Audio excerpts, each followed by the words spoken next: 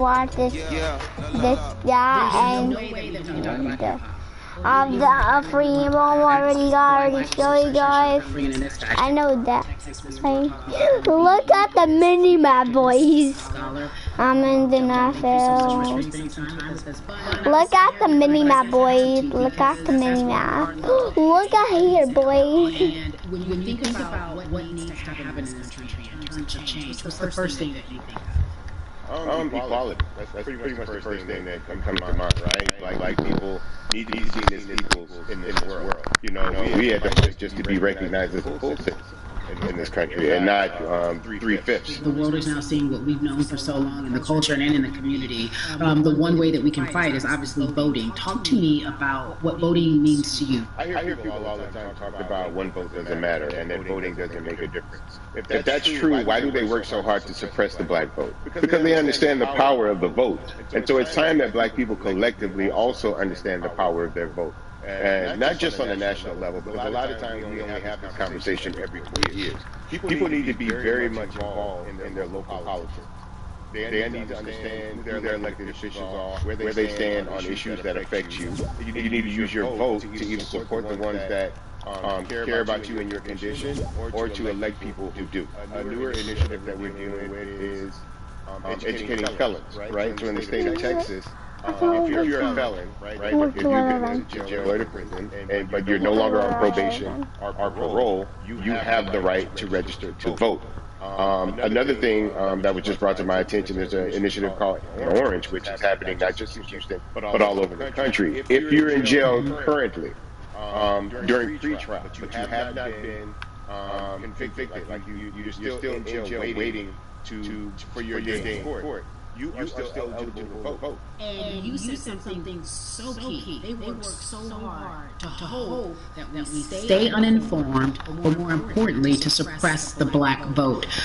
If you could do one thing with this message that we're trying to send today about how important voting is, what type of images would you like for people to understand and see when they go to these polls and vote, or when they cast their ballots? I think the images that we've all seen, you know what I'm saying, for decades in this country, if not centuries in this country, we've seen black people attacked. So every time you look back and you see those old black and white images of people of color being attacked by dogs and people of color being sprayed with hoses, that's what they were fighting for. Back then, they were just fighting for a chance to vote.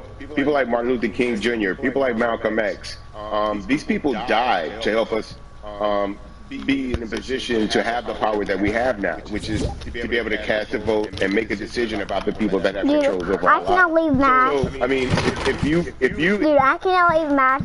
I'm watching the live event of Party Royale. I'm actually watching the live event for Party Royale. It's right now. You can see it right now. I'm watching it right now.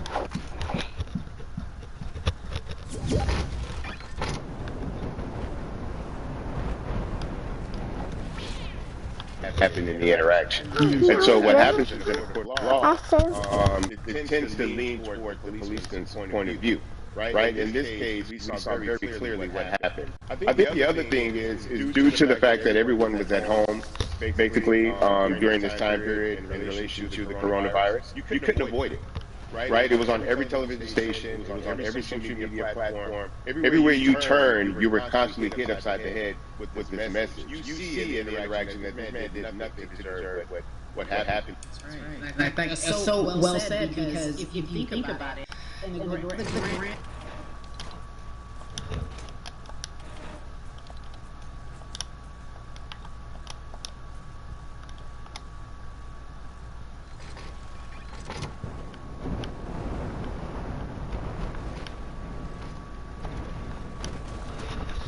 They hear the term defund the police. They tend to think, they're going to take away our police department. Nothing could be further from the point. Defunding the police means that in certain communities, even in Houston, take for example, we had over $1 billion allocated to our police force. Now, what is that money being used for? Some of that money tends to be allocated towards riot shields, right? Pepper spray, right? That kind of thing. That's only used against the people that fund this budget. Right, so why would the people want to supply the police with the means to oppress them? If the police are concerned about this.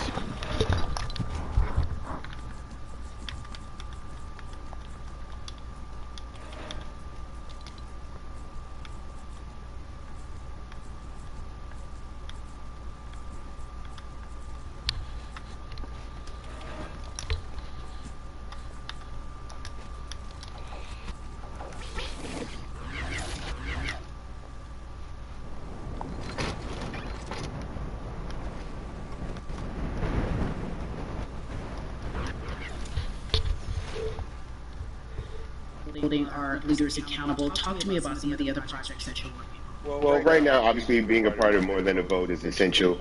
We're dealing with primaries in this country right now, and we just want to educate people. We want to inform people because people are tired, they're angry, they're concerned, and they want information, they want action. And so we want to make sure that we give them the right information and lead them in the right direction. And we thank the people that do not look like us for standing with us right now, because it's very important that people who aren't black be involved, because if black people could have gotten rid of racism, we would have done it hundreds of years ago. And so I'm trying to use my voice and my platform to let people know that they feel like I do. There's a number of places they can go to enact change in their community. People need to know about how their city council runs. They need to know that they have the ability to speak when city council meets, to let them know that that's not the way that they feel their city needs to be run. Those are not the places that they feel the money in their community needs to be allocated.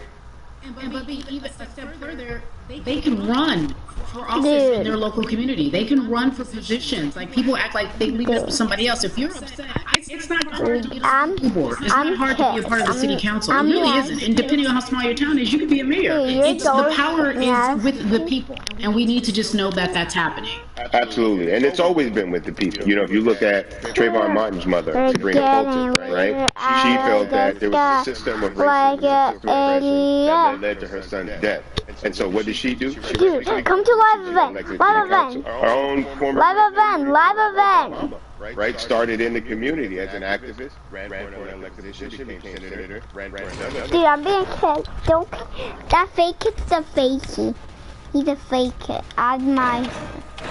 Don't follow him. He's a fake kid.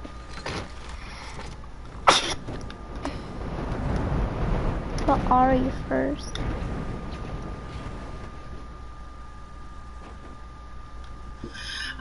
My brothers, I have to ask you, as a black man, how are you doing? Are you okay? You're a normal I'm good. man. I have a very strong relationship with God, so prayer definitely works for me. I have children and grandchildren who are watching me, who are encouraged by what I do, and they're proud of me right now, you know, and that's really what matters, you know.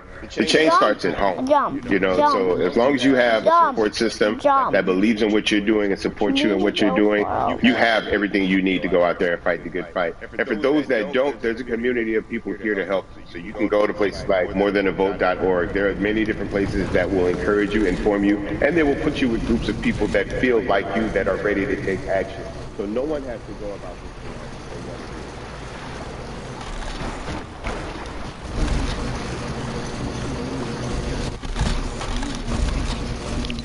Bumby, it has been an education, always a pleasure. Thank you so much. I appreciate you. Keep fighting the good fight. Keep up the good fight.